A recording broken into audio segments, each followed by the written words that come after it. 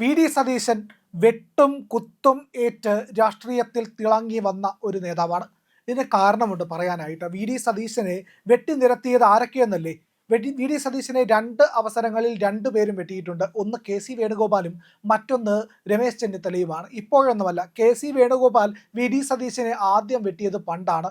പണ്ട് എന്ന് പറഞ്ഞു കഴിഞ്ഞാൽ ഏതാണ്ട് 10-35 വർഷം മുൻപാണ് ഈ കഥ നടക്കുന്നത് എന്നുള്ളതാണ്. വി ഡി സതീശൻ്റെ ഓർമ്മക്കുറിപ്പുകളായിട്ടുള്ള പുസ്തകത്തിൽ ഇതിനെ പറ്റിയിട്ട് വ്യക്തമായിട്ട് പറയുന്നുണ്ട്. നേരെ അനുഭവങ്ങൾ, വി ഡി സതീശൻ്റെ ജീവിതവും രാഷ്ട്രീയവും. ഒലിവ് പബ്ലിക്കേഷൻസ് പുറത്തിറക്കിയ പുസ്തകമാണ്. ആ പുസ്തകത്തിൽ മാറിപ്പോകുന്ന കെ എസ് യു പ്രസിഡന്റ് സ്ഥാനം എന്ന് പറയുന്ന അധ്യായത്തിൽ ഒരു കുറിപ്പ് ഇങ്ങനെ തുടങ്ങുന്നുണ്ട്. അതായത്, ഞാൻ മഹാത്മാഗാന്ധി സർവകലാശാല യൂണിയൻ ചെയർമാൻ ആയതിനു ശേഷം കെ എസ് യുവിൽ ഒരു തെരഞ്ഞെടുപ്പ് പ്രഖ്യാപിച്ചത് ഓർക്കുന്നു. വർഷം 1989 ആണെന്നാണ് എൻ്റെ ഓർമ്മ. ആദ്യ തെരഞ്ഞെടുപ്പ് പ്രഖ്യാപിച്ചപ്പോൾ ഞാനായിരുന്നു കെ എസ് യു പ്രസിഡന്റ് സ്ഥാനാർത്ഥി. പക്ഷേ എന്തൊക്കെയോ കാരണങ്ങളാൽ ആ വർഷം തെരഞ്ഞെടുപ്പ് നടന്നില്ല. എൻ്റെ ദൗർഭാഗ്യം എന്ന് പറഞ്ഞാൽ മതിയല്ലോ. പിന്നെ കെ സി വേണുഗോപാൽ വിദ്യാർത്ഥിയായി തിരുവനന്തപുരത്തേക്ക് വന്നു. അദ്ദേഹം എന്നേക്കാൾ സീനിയർ ആയിരുന്നു. മാത്രമല്ല മുൻപ് കെ എസ് യു വൈസ് പ്രസിഡന്റും ആയിരുന്നു, ശരത്ചന്ദ്ര പ്രസാദിൻ്റെ കമ്മിറ്റിയിൽ. പിന്നീടുള്ള സമയം കെ എസ് യു തെരഞ്ഞെടുപ്പ് വന്നപ്പോൾ ഞാനില്ല. K C Venugopal K S യുവിൻ്റെ പ്രസിഡന്റായി. മുതിർന്ന നേതാക്കളൊക്കെ എന്നോട് പറഞ്ഞത് കമ്മിറ്റിയിൽ ഭാരവാഹിയായിരിക്കെ അടുത്ത അവസരത്തിൽ ആക്കാമെന്നാണ്. സമാശ്വസിപ്പിക്കാനുള്ള ഒരു വാചകമായി മാത്രമേ അന്ന് ആ സംസാരത്തെ കണക്കാക്കിയിരുന്നുള്ളൂ. അന്നത്തെ ആദ്യത്തെ ഓർഗനൈസിംഗ് കമ്മിറ്റിയിൽ ഞാനുണ്ടായിരുന്നു. യഥാർത്ഥത്തിൽ 6 മാസം ഭാരവാഹി ലിസ്റ്റിൽ ഞാനുണ്ടായിരുന്നു. ഞാനും ഭാരവാഹിയാകും എന്ന് തന്നെയായിരുന്നു മൊത്തത്തിലുണ്ടായിരുന്ന പ്രചാരണം. എന്നാൽ അവസാനത്തെ പ്രഖ്യാപനം വന്നപ്പോൾ ഞാൻ ഞെട്ടിപ്പോയി. എൻ്റെ പേര് വെട്ടിമാറ്റിയിരിക്കുന്നു. സംഘടനയ്ക്കകത്തുണ്ടായിരുന്ന ചർച്ചകൾക്ക് എല്ലാം ആയിരിക്കാം കാരണം. എന്തായാലും അതേപ്പറ്റി പരിതപിക്കുകയല്ലാതെ മറ്റൊന്നും എനിക്ക് ചെയ്യാനുണ്ടായിരുന്നില്ല. പിന്നെ എൻ്റെ എക്സിക്യൂട്ടീവ് മെമ്പറാക്കി. അത് എനിക്ക് വല്ലാത്ത വിഷമം സമ്മാനിച്ചിരുന്നു. ആ ഓർമ്മ ഒരിക്കലും ഞാൻ മറക്കുകയുമില്ല. ഇതാണ് വി ഡി സതീശൻ എഴുതിയിരിക്കുന്ന ഓർമ്മക്കുറിപ്പുകളിൽ പറയുന്ന കാര്യം. ഇത് മാത്രവുമല്ല, ഇത് ഒന്നാമത്തെ കഥ. മറ്റൊരു കഥ കൂടിയുണ്ട്. 2011 ഉമ്മൻചാണ്ടി സർക്കാർ അധികാരത്തിൽ വരുന്നു. അന്ന് തീപ്പൊരി പ്രസംഗകരായിട്ട് വി ഡി സതീശൻ അന്തരീക്ഷത്തിലുണ്ട്. രാഷ്ട്രീയ കേരളത്തിൽ വളരെ ഗൗരവത്തോടു കൂടി ഉറ്റുനോക്കിയിരുന്ന നേതാവ് കൂടിയായിരുന്നു വി ഡി സതീശൻ എന്നുള്ളതാണ്. ആ സമയത്ത് വി ഡി സതീശൻ്റെ പ്രസംഗങ്ങളും തർക്കങ്ങളും ഒക്കെ തന്നെ വലിയ ജനശ്രദ്ധ നേടിയിരുന്നു. തോമസ് ഐസക്കുമായിട്ട് ഒരു വാഗ്വാദത്തിന് വരെ അദ്ദേഹം മുതിർന്നു എന്നുള്ളതാണ്. അങ്ങനെ നിൽക്കുന്ന കാലഘട്ടത്തിൽ 2011 ഉമ്മൻചാണ്ടി സർക്കാർ അധികാരത്തിൽ വരികയാണ്. ആ അധികാരത്തിൽ വരുമ്പോൾ ഒരു മന്ത്രിസ്ഥാനം വി ഡി സതീശന് ഉറപ്പ് എന്ന് അന്നത്തെ രാഷ്ട്രീയ കേരളം, രാഷ്ട്രീയ നിരീക്ഷകർ, മാധ്യമങ്ങൾ എല്ലാവരും അടിയവരയിട്ട് പറഞ്ഞിരുന്നു. പക്ഷേ അതും അപ്പോഴും മാറിപ്പോയി എന്നുള്ളതാണ്. അന്ന് നറുക്ക് വീണത് നമ്മുടെ ആരോഗ്യമന്ത്രിയായി ആ വർഷം ഉണ്ടായിരുന്ന വി എസ് ശിവകുമാറിനായിരുന്നു. ഒന്ന് ആലോചിച്ച് നോക്കൂ. അന്ന് ആദ്യം വെട്ടിയത് കെ സി വേണുഗോപാലാണ് വി ഡി സതീശനെ എങ്കിൽ പിന്നീട് വി എസ് ശിവകുമാറാണ്. അതിനോടൊപ്പം തന്നെ അന്ന് ഉമ്മൻചാണ്ടിയോടൊപ്പം നിന്ന് ചരട് വലിച്ച പ്രധാനികളിൽ ഒരാൾ ചെന്നിത്തലയായിരുന്നു എന്നുള്ളതാണ്. രാഷ്ട്രീയം ഇങ്ങനെയൊക്കെയാണ്, മാറി മറിയും. അത് പല സ്വഭാവം കാണിക്കും. ഇന്നത്തെ പ്രവചനമല്ല നാളെ നടക്കാൻ പോകുന്നത്. പ്രവചിക്കാൻ ആർക്കും പറ്റും, പക്ഷേ പ്രവചനങ്ങൾ നടക്കണമെന്നില്ല. അത് രാഷ്ട്രീയത്തിൻ്റെ ഒരു പൊതു സ്വഭാവമാണ്. അങ്ങനെയാണ് വി ഡി സതീശൻ്റെ കളികൾ ഓരോന്നും മുന്നോട്ട് പോയത്. ഒന്ന് ആലോചിച്ച് നോക്കൂ. വിദ്യാർത്ഥി രാഷ്ട്രീയത്തിൽ അന്ന് വെട്ടിയാളെ ഇന്ന് വെട്ടിയാളാണ് വി ഡി സതീശൻ എന്നുള്ളതാണ്. അത് ഒരു മധുര പ്രതികാരമായിട്ട് വി ഡിക്ക് മനസ്സിൽ സൂക്ഷിക്കാം. കെ സി വേണുഗോപാലിന് ഒരു കടും വെട്ടായിട്ടും കണക്കാക്കാം. പക്ഷേ ചെന്നിത്തല പറഞ്ഞത് എന്താണ്? ഞാൻ സീനിയറായി എന്നെ പരിഗണിക്കണമെന്നാണ് ചെന്നിത്തല മുന്നോട്ട് വെച്ചത്. ഹൈക്കമാൻഡിനുള്ള സ്വാധീനം വെച്ചിട്ട് കെ സി വേണുഗോപാലും നന്നേ ശ്രമിച്ചിരിക്കണം.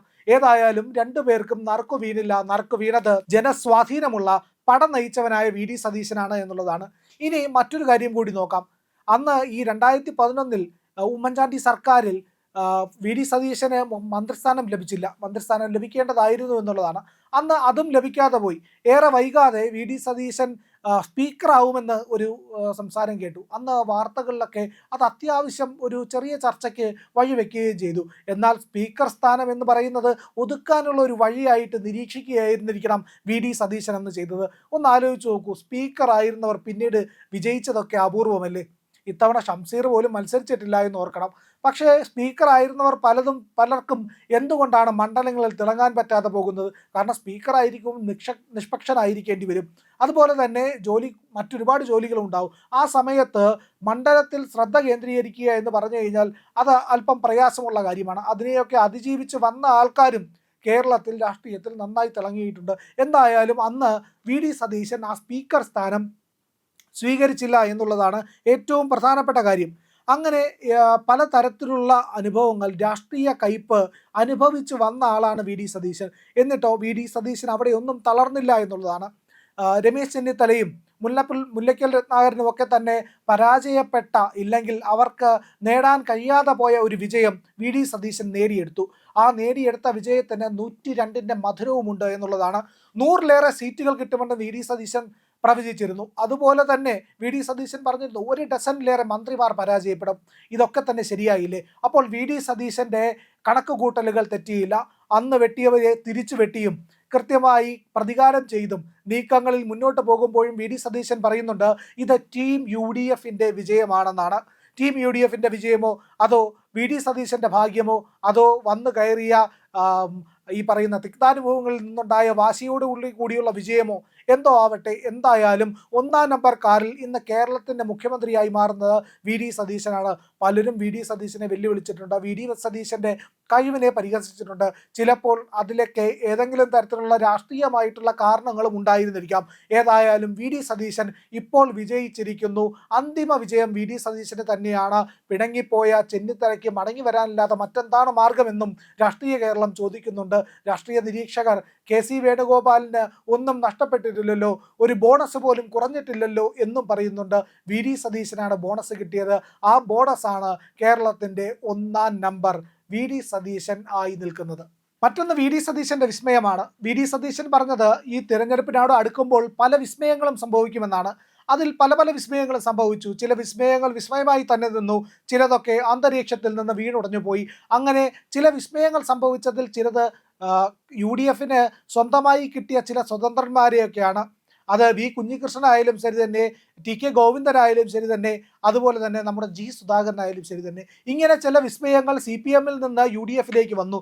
എന്നാൽ CPMലേക്ക് ചെന്ന് കയറിയ വിസ്മയങ്ങൾ ചിലതുണ്ടായിരുന്നല്ലോ. അതൊക്കെ എന്തായി എന്നുള്ളതാണ് വി.ഡി. സതീശൻ ചോദിക്കുന്ന ഒരു ചോദ്യം. ഇന്ന് വി.ഡി. സതീശന് മുന്നിലുള്ള ചില വസ്തുതകളുണ്ട്. താൻ സ്വീകരിച്ച നയങ്ങൾ ശരിയായിരുന്നു. നിലമ്പൂർ തെരഞ്ഞെടുപ്പിൻ്റെ സമയത്ത് ഓർമ്മയില്ലേ, വി.ഡി. സതീശൻ അന്നാണ് തൻ്റെ ഏറ്റവും പുതിയ ആയുധം പുറത്തെടുത്തത്. അന്ന് അൻവറിനെ വെല്ലുവിളിച്ചു നിന്നു, കട്ടയ്ക്ക് നിന്നു. അന്ന് പലരും പറഞ്ഞത് എന്താണ്, അവിടെ അൻവർ ജയിക്കും, സതീശൻ ഇതോടെ കടപുഴകും.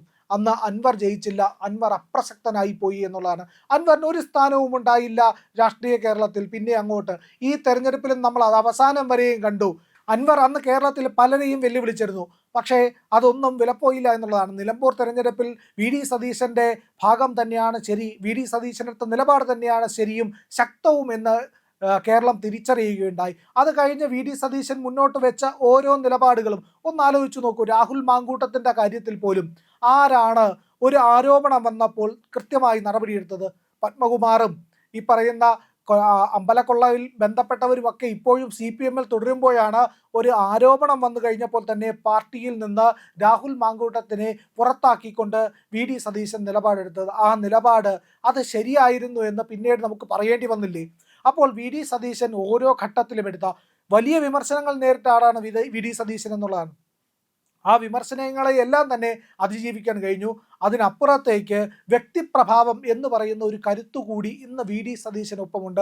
ഒരു ഘട്ടത്തിൽ VS അച്യുതാനന്ദനുണ്ടായിരുന്ന അതേ കരുത്ത് ഇന്ന് വി.ഡി. സതീശനുണ്ട്. അതുകൊണ്ടാണ് ചില മാധ്യമങ്ങൾ അന്ന് VSനെ പുകഴ്ത്തിയതുപോലെ ഇന്ന് വി.ഡി. സതീശനെ പുകഴ്ത്തുന്നത്. ഈ തിരഞ്ഞെടുപ്പിന് ശേഷം അതിൻ്റെ ഫലം വരുന്നത് വരെയും പല മീഡിയകളും വി.ഡി. സതീശനൊപ്പം നിന്നു. അതിനുശേഷവും പലരും നിന്നു. അവർ പറയുന്നത് വി.ഡി. സതീശൻ തന്നെയായിരുന്നു മുഖ്യമന്ത്രി ആവേണ്ടതെന്ന് ആദ്യമേ പറഞ്ഞവരുണ്ട്. അതിൽ മുഖ്യധാരാ മാധ്യമങ്ങളിൽ പലരുമുണ്ട്. ഏതായാലും അവർ മുന്നോട്ട് വെച്ച കാര്യമെന്ന് പറയുന്നത് ജനകീയതയാണ്. ആ ജനകീയത വി.ഡി. സതീശനുണ്ട്. രാഷ്ട്രീയമായി വിയോജിക്കാം, പക്ഷേ ജനകീയ പിന്തുണ എന്ന് പറയുന്നത് തിരഞ്ഞെടുപ്പിലൂടെ ആർജിക്കുന്നതാണ്. അത് ജനാധിപത്യത്തിൻ്റെ സൗന്ദര്യമാണ്, അത് ജനാധിപത്യത്തിൻ്റെ കരുത്താണ്. ഏതായാലും വി.ഡി. സതീശൻ ഇങ്ങനെ ഒറ്റയ്ക്ക് വഴിവെട്ടി വന്നവനാണ്, ഞാനല്ലാതെ പിന്നാരെ എന്ന് ചോദിക്കുമ്പോൾ അവിടെ രാഷ്ട്രീയ കേരളത്തിന് മറ്റു മറുപടിയില്ല. വി.ഡി. തന്നെയാണ്, വി.ഡി. സതീശൻ തന്നെയാണുള്ളത് എന്ന് സമ്മതിക്കേണ്ടി വരുന്നു.